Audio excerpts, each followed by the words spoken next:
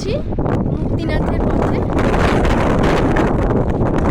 যে হোটেলটা আছে খুব সুন্দর লোকেশন। এই যে পেছনে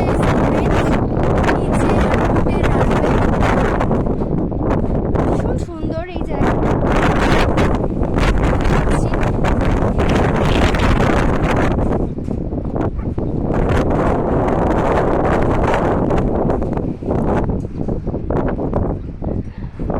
এখন ওয়েদারও ভালো, একদম ঝলমল করছে রোদ্দুর, আকাশও বেশ পরিষ্কার নীল।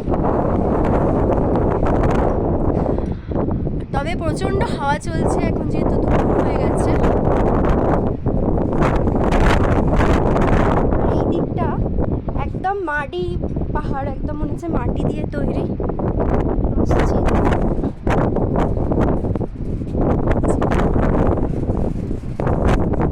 ভীষণ সুন্দর, একদম চারদিকে পাহাড়ে ঘেরা।